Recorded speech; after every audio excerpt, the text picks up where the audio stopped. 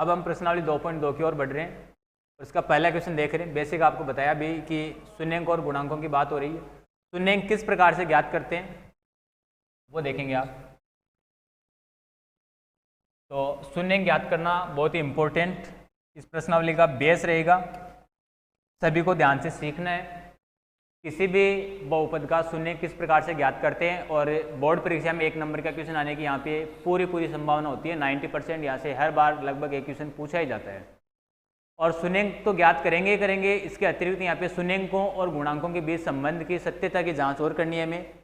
तो देखते हैं शून्यंक निम्न द्विघात बहुपदों के शून्यंक ज्ञात करें। तो सबसे पहले तो हम शून्यंक ज्ञात करना सीखेंगे, और शून्यंक जब ज्ञात हो जाएंगे तो शून्यंकों तथा गुणांकों के बीच संबंध की सत्यता की जांच भी हम करने वाले हैं। तो जो संबंध की सत्यता है वो तो अपना बाद का पॉइंट है, पहले हम शून्यंक ज्ञात करना सीखेंगे। तो इसका फर्स्ट पॉइंट हम करते हैं हल।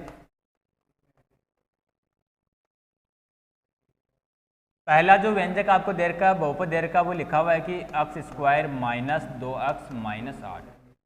शून्य ज्ञात कर, इसको हम p ऑफ x के रूप में पढ़ेंगे। जो बहुपद दे रखा है वो p ऑफ x है, यानी पॉलीमर इन x वेरिएबल। x के पदों के रूप में जो क्वेश्चन दिया हुआ है उसको हम p ऑफ x बोलेंगे। अगर t के पदों में दे रखा तो हम p ऑफ t इस प्रकार से पढ़ते हैं इसको। तो जो p ऑफ x है ये क्वेश्चन आपको दे रखा है बहुपद, इसका शून्य ज्ञात करना है। तो यहाँ मैं लिखूंगा p ऑफ x के शून्य के हेतु,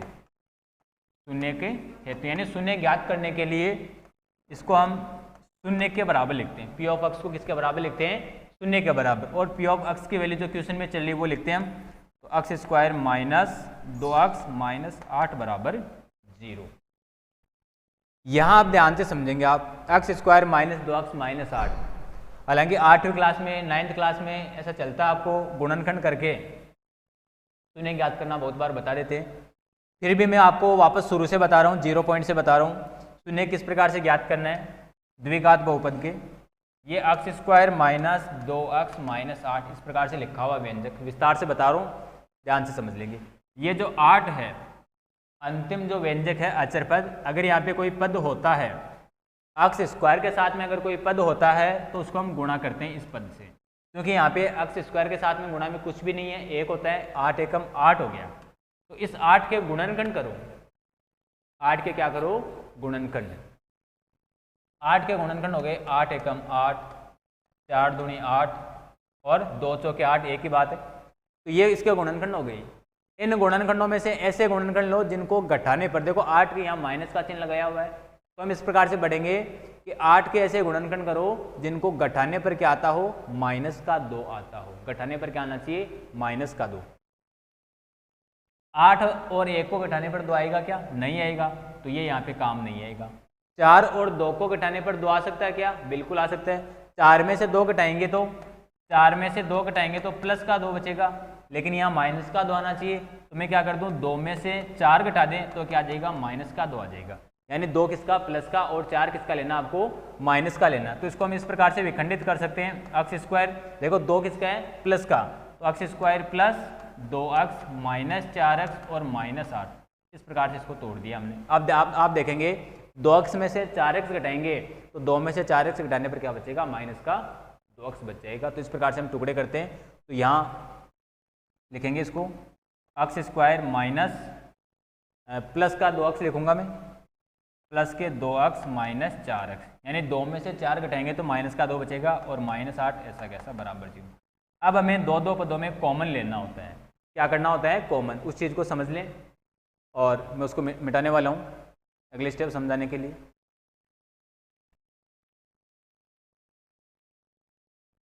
तो दो पदों में कॉमन लेते, तो यहाँ x स्क्वायर प्लस 2x में से हमने x कॉमन ले लिया, x कॉमन ले लिया, तो यहाँ क्या बच गया? x बच गया। x स्क्वायर का मतलब है x गुणा x, वहाँ से हमने ये x कॉमन ले लिया, ये x हमने कॉमन ले लिया, तो अंदर क्या बचेगा? x बच गया। प्लस, तो ये प्लस, आगे लिखा हुआ था 2x, तो इस 2x में से हमने x कॉमन ले लिया, तो यहाँ क्या बच गया? आगे 2 बच गया, तो हमने 2 लिख दिया। ये दो पदों में कॉमन आ गया। आगे माइनस का 4x और माइनस का 8, तो इन दोनों में से हमने माइनस के 4 कॉमन ले लिए, माइनस के 4 कॉमन ले लिए, तो यहाँ बच गया x, और माइनस तो कॉमन आ गया 8 में से। माइनस 8 को हम ऐसे समझे कि माइनस का 4 गुणा 2, तो 4 दूनी 8, यहाँ से हमने माइनस का 4 तो कॉमन ले लिया, तो क्या बचेगा, प्लस का 2 बचेगा। और हमेशा ध्यान दें कॉमन लेने के बाद में जो ब्रैकेट बनेगा वो हमेशा समान होगा। यहाँ पर x प्लस 2 समान हो रहा है, इसका मतलब आपने सही किया है। अब जो ब्रैकेट सेम हो गया वो वापस से क्या हो जाएगा, कॉमन हो जाएगा। तो यहाँ से x प्लस 2 फिर से क्या हो गया, कॉमन। तो हमने x प्लस 2 कॉमन ले लिया, तो पहले वाले के साथ में क्या बचा था, ब्रैकेट के साथ में x बच गया था, दूसरे ब्रैकेट के साथ में -4, उसको ऐसा कैसा लिख देंगे, तो x माइनस क्या हो गया 4 बराबर में 0 चल रहे हैं। अब यहाँ जो उत्तर आने वाले हैं उसको हम ध्यान से समझेंगे। यहाँ दो व्यंजकों का गुणा हो रहा है और गुणनफल क्या आ रहा है, 0 आ रहा है। तो किन पदों का गुणनफल 0 होता है, दो पदों का गुणनफल 0 कब होगा, या तो उनमें से कोई एक व्यंजक 0 हो जाए या फिर दोनों के दोनों व्यंजक ही क्या हो जाए 0। कहने का मतलब ये है कि ये a और b दो पदों का हम गुणा कर रहे हैं, गुणा करने पर 0 कब आएगा, या तो इस a की जगह 0 आ जाए या इस b की जगह 0 आ जाए या फिर दोनों ही पद 0 हो जाए तभी तो 0 आएगा। तो ये तीन संभावनाएं हमारे पास होती है। तो 0 गुणा 0 तो यहाँ पे संभव है नहीं, क्योंकि क्वेश्चन में क्या कुछ व्यंजक दे रखा तो उसकी वैल्यू पे डिपेंड करेगा, तो 0 गुणा 0 तो होगा नहीं। तो क्या होगा, या तो पहला पद 0 होगा या दूसरा पद 0 होगा। तो हम इसको आगे करते हैं, x प्लस 2 बराबर 0 या x माइनस 4 बराबर 0। अगर x प्लस 2 बराबर 0 है तो प्लस का 2 पक्षांतर हो गया, उधर चला जाएगा तो -2 हो जाएगा। और यहाँ से क्या मिलेगा, माइनस का 4 पक्षांतर हो जाएगा तो प्लस का 4 बनेगा, प्लस का चिन्ह दर्शाने की आवश्यकता नहीं है। तो x बराबर -2, x बराबर प्लस का 4, ये इसके उत्तर हो गए। इन उत्तर को हम मानक रूप में अल्फा और बीटा से दर्शाते हैं, इसलिए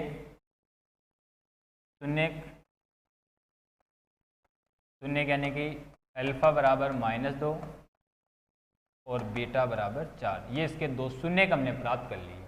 तो अभी तक हमने केवल शून्य प्राप्त करना सीखा, इनके जो गुणांक और शून्य हमने प्राप्त करे इनके मध्य संबंध की ओर जांच करने वाले हैं हम। तो ये एक शून्य ज्ञात करने का तरीका बताया, इसको आप ढंग से समझ लें, नोट कर लें। आगे मैं बताता हूँ इनके संबंध की सत्यता की जांच भी करेंगे, तो संबंध स्थापित करने वाले हैं हम। तो देखिए संबंध की जांच कैसे करेंगे। संबंध की जांच करने के लिए जो हमारे पास अल्फा और बीटा के मान आ गए थे वो नोट करते हैं हम। अल्फा और बीटा का मान हमारे पास क्या आ गया था, -2 और +4, -2 और +4, प्लस का चिन्ह दर्शाने की आवश्यकता नहीं है। और इसके अलावा जो व्यंजक दिया हुआ था, जो क्वेश्चन दिया हुआ था वो क्या था, x² - 2x - 8, x² - 2x - 8, ये अपना व्यंजक चल रहा था। बराबर में 0 हमने शून्य ज्ञात करने के लिए लिखा, बहुपद का नाम आता है तो 0 बराबर में नहीं होता, ध्यान रखिए। ये मैंने अपने ध्यान में रखने के लिए यहाँ पे नोट किया था। क्वेश्चन आपका पीछे तक जो हो गया था, जस्ट उसके आगे हम करने वाले हैं। यहाँ तक हमने कर लिया, इसके बाद में अब मैं लिख रहा हूँ इधर, तो देखेंगे आप। अब इनका जो संबंध होता है पहले आप सूत्र नोट करेंगे। तो गुणांकों, शून्यंकों व गुणांकों में संबंध, शून्यंकों व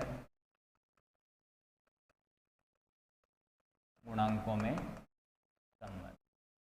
शून्यंकों व गुणांकों में संबंध क्या होते हैं, दो संबंध होते हैं। पहला संबंध क्या होता है, जो शून्यंक हमने ज्ञात किया उन शून्यंकों का योग।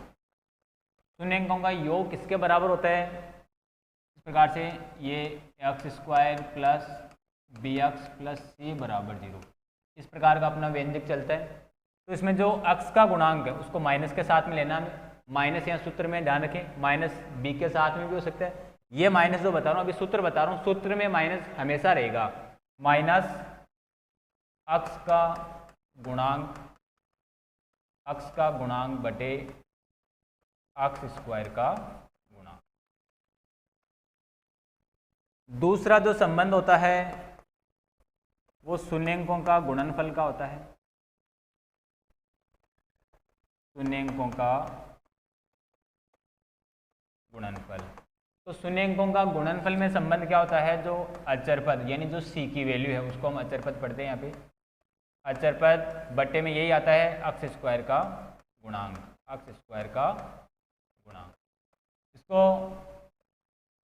चिन्ह के रूप में हम दर्शाएं तो शून्यंकों का योग, शून्यंक हमने अल्फा और बीटा कहा था, तो हम इसको लिख सकते हैं अल्फा प्लस बीटा बराबर माइनस अक्स का गुणांक, तो अक्स का गुणांक, अक्स के गुणा में कौन है बी, तो बी आएगा माइनस सूत्र का, तो माइनस बी माइनस अक्स का गुणांक बटे अक्स स्क्वायर का गुणांक है ए। ये पहला सूत्र हो गया। दूसरा है शून्यंकों का गुणनफल, तो शून्यंकों के गुणनफल को हम क्या लिख सकते हैं अल्फा इंटू बीटा, तो ये शून्यंकों का गुणनफल हो गया।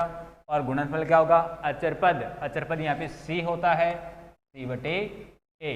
इस प्रकार से ये व्यंजक होते हैं और इनमें हमें संबंध की सत्यता की जांच करनी है। ये क्वेश्चन में लिखने की आवश्यकता नहीं है, ये तो आपको नोट करना है, ठीक है। अब मैं लिखता हूँ जांच। तो जांच के लिए मैं प्राप्त करता हूँ पहली जांच यानी अल्फा प्लस बीटा। तो अल्फा प्लस बीटा कितना आएगा आपके पास, देखो अल्फा बीटा दोनों दे रखे हैं, तो माइनस का 2 प्लस का 4 यानी कितना हो गया -2 प्लस 4। असमान चिन्ह हमेशा घट जाते हैं, समान चिन्ह जुड़ते हैं, तो 4 में से 2 घटेगा तो कितना आएगा प्लस का 2। तो अल्फा प्लस जो बीटा आया वो किसके बराबर आना चाहिए माइनस बी बटे ए के बराबर होना चाहिए। तो माइनस बी बटा ए कितना आएगा माइनस बी, तो माइनस और बी देखो अक्स के साथ में जो पद है उसको बी कहेंगे, अक्स स्क्वायर के साथ में उसको हम ए बोलेंगे। तो ये क्या हो गया देखो ए अक्स स्क्वायर प्लस बी अक्स प्लस सी बराबर 0। ये क्वेश्चन का फॉर्मेट हो गया, ऊपर क्वेश्चन लिखा हुआ अपना। तो यहाँ ए अक्स स्क्वायर यानी यहाँ अक्स स्क्वायर के साथ में जो पद आता है उसको हम ए बोलते हैं, और ए यहाँ पे कितना है क्वेश्चन में यहाँ पे कुछ भी नहीं था, जब कुछ भी नहीं होता तो वहाँ पे 1 होता है, तो बटे में तो 1 आ गया। माइनस बी देखो बी की जगह कौन आ रहे हैं यहाँ पे माइनस के 2, माइनस सूत्र वाला और माइनस वहाँ पे पद के साथ में आ रहा है, तो -2 इसको लिखेंगे, माइनस माइनस को क्या बना देगा प्लस बना देगा। क्या दोनों चीज़ें बराबर आ रही है, बराबर आ रही है, तो हम क्या लिख सकते हैं कहते हैं अल्फा प्लस बीटा बराबर -b बटा 1। एक संबंध पहला जो संबंध वो स्थापित हो गया, सत्य हो गया। दूसरे संबंध की बात कर लेते हैं। दूसरे संबंध में मैं क्या ज्ञात करना होता है अल्फा इंटू बीटा, तो अल्फा इंटू बीटा का मान प्राप्त करो। अल्फा इंटू बीटा कितना देखो अल्फा इंटू बीटा माइनस के 2 गुणा बीटा 4, 4 दूनी माइनस का 8 हो गया। ये किसके बराबर आना चाहिए सी बट्टा ए के बराबर होना चाहिए, तो सी बट्टा ए क्या हो गया सी यानी अचरपद, और अचरपद कितना है यहाँ पे माइनस का 8 है, बटे में ए क्या चला था 1 का भाग लगा दिया तो वही नंबर आ जाता है माइनस का 8। फिर से ये दोनों बराबर हो गए, तो हम क्या लिख सकते हैं अल्फा इंटू बीटा बराबर सी बटा ए। तो दोनों संबंध सत्यापित हो गए, सिद्ध हो गए हैं। अतः अब जो अतः की लाइन लिखनी है मुझे यहाँ लिख दूँ क्या, देख लेंगे, यहाँ लिख रहा हूँ अतः गुणांकों व शून्यंकों में संबंध सत्य है, इस प्रकार से लिखना आपको लास्ट में। तो ये प्रश्न कंप्लीट हुआ। थोड़ा सा पीछे वाला वापस देख लेंगे। सबसे पहले हमने शून्यंक ज्ञात करें, शून्यंकों को हमने अल्फा और बीटा के नाम से कहा। अल्फा और बीटा के नाम से कहा तो इनके मध्य संबंध की जांच करते हैं। संबंध क्या होता है यहाँ पे मैंने सूत्र के रूप में लिख दिया, नोट कर लेंगे और याद करेंगे इसको। अब हमने जांच करी है, तो जांच करी, पहली जांच अल्फा प्लस बीटा की होगी, वो -b बटे a के रूप में होनी चाहिए। दूसरी जो जांच होती है वो अल्फा इंटू बीटा के रूप में, तो इसका मान आ गया और ये c बटे a के रूप में होना चाहिए। तो ये इस प्रकार से संबंध की सत्यता की जांच होगी, और जांच होगी तो हम क्या बोलते हैं कि ये संबंध सत्य है, इस प्रकार से। अब इसमें जो संबंध की जांच आपको करनी है वो आप करेंगे। कुछ क्वेश्चन के हम जो शून्य के हैं वो ज्ञात करना मैं और बता देता हूँ। जांच का काम आप स्वयं करेंगे आगे। तो इसका पहला पॉइंट आपने कर लिया है, दूसरे को थोड़ा सा और समझ लेंगे। अब देखिए ये 4s square minus 4s plus 1 बराबर 0। मैं शॉर्ट में कर रहा हूँ, पूरा तरीका पीछे वाले में मैंने बता दिया कंप्लीट। तो शून्य ज्ञात करने के लिए बराबर में 0 लिखेंगे, और जो अचर पद को होता है उसको a स्क्वायर के साथ वाले से गुणा करते हैं, तो 4 एकम 4, ये रफ्तारी है। 4 के गुणनखंड करो, जिनको जोड़ने पर क्या आ जाए 4 हैं, जिनको जोड़ने पर क्या आए 4, तो 4 के गुणनखंड हो गए 4 एकम 4, और क्या हो गए 2 दूनी 4। जोड़ने पर कितना आना चाहिए 4 आना चाहिए, तो जोड़ने पर 4 कौन से गुणनखंड में आएगा, यहाँ पे जोड़ने पर 4 आ जाएगा क्या, 4 और 1 5 हो गया, नहीं आएगा। यहाँ पे आ जाएगा क्या जोड़ने पर, 2 2 जोड़ने पर 4 आ जाएगा, तो ये गुणनखंड काम मिलेंगे। जोड़ना है इसका मतलब सजातीय पद जुड़ते हैं, समान चिन्ह जुड़ते हैं, या तो माइनस माइनस में जुड़ता है या फिर प्लस प्लस में जुड़ता है। यहाँ माइनस लेना है प्लस, वो आपको क्वेश्चन बताएगा -4 आ रहा है, इसका मतलब दोनों में माइनस लेंगे। तो आप क्या लिखेंगे इसमें इस प्रकार से लिखेंगे 4s² -2s प्लस 1 बराबर 0। माइनस के 2s और माइनस के 2s कितने हो गए, माइनस के 4s हो गए। फिर दो पदों में क्या करना आपको, कॉमन लेना है। तो यहाँ समझेंगे 2s मैंने कॉमन लिया, 2s इन दोनों में से, तो 4 में से 2 कॉमन ले लिया, 2 का भाग लगा दिया 2 बार, s² में से s निकाले तो यहाँ s बच गया, और यहाँ -2s पूरा ही कॉमन आ गया, पूरा ही कॉमन आ गया तो क्या बच गया 1। यहाँ देखो कुछ भी कॉमन नहीं आ रहा है, और जो पीछे वाले 2 पदों में हमने कॉमन लिया तो वहाँ पे -1 बच रहा था ब्रैकेट के अंदर, तो यहाँ ब्रैकेट के अंदर +1 बचेगा। अगर हम इस प्रकार से डायरेक्ट लिख देते हैं तो इस +1 को माइनस बनाने के लिए माइनस का चिन्ह कॉमन ले लेता हूँ मैं, तो -1 कॉमन ले लिया, तो यहाँ से माइनस चिन्ह कॉमन आ गया, 1 कॉमन आएगा, 1 का भाग 2 में लगाएंगे 2 बार जाएगा, यानी सेम नंबर रह गया, लेकिन माइनस बाहर निकाले इसलिए क्या बच गया, प्लस बच गया, और इस +1 में से -1 निकाले तो -1 बचेगा बराबर में 0।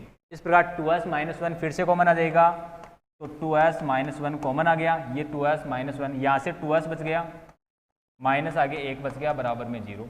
अब इस 2s - 1 बराबर 0 या इधर वाले 2s - 1 बराबर 0, तो क्या बन जाएगा 2s - 1 बराबर 0, या जो दूसरा वाला 2s - 1 बराबर 0, तो s बराबर क्या, माइनस का 1 उधर गया तो प्लस का 1 और बट्टे में 2 आ जाएगा, गुणा में 2 था इधर आया तो बट्टे में आ गया। इस प्रकार से शून्य ज्ञात कर लिए। तो यहाँ पे अल्फा का मान भी 1/2 है और बीटा का मान भी 1/2, इसका भी मान सेम ही आएगा, और आगे तो इसके संबंध की जांच वो आप स्वयं कर लेंगे। नोट कर लें इसको। थर्ड पार्ट देखें इसी का। तो थर्ड पार्ट में जो व्यंजक है वो थोड़ा सा व्यवस्थित क्रम में नहीं है, तो व्यवस्थित हम कर सकते हैं उसको। जैसे लिखा हुआ 6x² -3 और -7x। व्यंजक को हमेशा घटते हुए घात के क्रम में आपको लिखना होता है। तो ये अक्ष का पद पहले आएगा, तो यहाँ लिखेंगे हम 6x² -7x -3 बराबर 0। अब क्या करते हैं, अचर पद को अक्ष स्क्वायर के गुणांक से गुणा करते हैं, तो 36 18 हो गया। 18 के ऐसे गुणनखंड करो जिनको घटाने पर क्या आता हो, 7 आता हो। तो 18 के गुणनखंड 18 एकम 18, 9 दूनी 18, 36 18, ये हो गई। घटाने पर 2 आना चाहिए। देखो ये बोल रहा है कि 36 18 के ऐसे गुणनखंड करो जिनको घटाने पर क्या आता हो, 7। घटाने पर आएगा, इसका मतलब असमान चिन्ह घटते हैं, एक प्लस का होगा दूसरा माइनस का होगा, हमेशा असमान चिन्ह घटते हैं, और घटाने पर 7 आए ऐसे पद ढूंढ लो। 18 और 1 को घटाने पर 7 नहीं आ सकता, 6 और 3 को घटाने पर 7 नहीं आ सकता, 9 और 2 को घटाने पर 7 आ जाएगा। अब 7 आ जाएगा, लेकिन प्लस का कौन सा होगा, माइनस का कौन सा होगा, इनमें से जो बड़ा पद है, इनमें से जो बड़ा पद है उसको यहाँ वाला चिन्ह मिलेगा। बड़ा पद 9 को यहाँ वाला चिन्ह माइनस है तो माइनस का मिलेगा, यानी माइनस का 9 हो जाएगा, और ये 2 किसका हो जाएगा, अभी प्लस का। तो हम अगले स्टेप में ये लिखने वाले हैं, ये 6x² माइनस के 9x प्लस के 2x, यानी 2x में से 9x घटाएंगे तो माइनस के 7x बचेंगे, -3 बराबर 0। अब 2 में कॉमन लेके इसको आपको करना है। इसका फोर्थ वाले का थोड़ा सा हिंट मैं दे देता हूँ। 4u² + 8u बराबर 0। यहाँ से 4u कॉमन ले सकते हैं आप। 4u कॉमन ले लिया तो क्या बच गया, u और प्लस ये u है, यहाँ पे ध्यान दें, u + 2 बच गया बराबर 0। अब इस 4u के बराबर 0 हो जाएगा, या फिर u + 2 के बराबर 0। तो यहाँ से u बराबर कितना हो गया, जब 0 में 4 का भाग लगाएंगे तो 0 हो जाएगा, और यहाँ से u बराबर क्या हो जाएगा, -2। तो इस प्रकार से अल्फा और बीटा आ जाएंगे। आप कहेंगे सर इसमें c तो नहीं है, तो c क्या हो जाएगा, इसमें 0 हो जाएगा, क्योंकि क्वेश्चन क्या चल रहा है, देखो 4u² + 8u + 0, ऐसे समझ सकते हैं आप, जब कुछ नहीं होता तो वहाँ पे 0। इसका 5वां देखेंगे, मैं मिटा रहा हूँ, इससे पहले आप इसको नोट कर लें, देख लें। 5वें में क्या लिखा हुआ है, t² - 15, t² - 15 बराबर में 0। समझने के बहुत सारे तरीके हैं। देखो ये t² है, इसको मैं √15 का स्क्वायर ऐसे समझ सकता हूँ क्या, क्योंकि रूट से स्क्वायर कैंसिल हो गया। अब ये ए स्क्वायर माइनस बी स्क्वायर हो गया, तो इसको हम एक बार प्लस में लिख सकते हैं और एक बार माइनस में लिख सकते हैं। तो पहले पद के बराबर 0 तो t प्लस रूट 15 बराबर 0, या इस दूसरे पद के बराबर 0 t माइनस रूट 15 बराबर 0।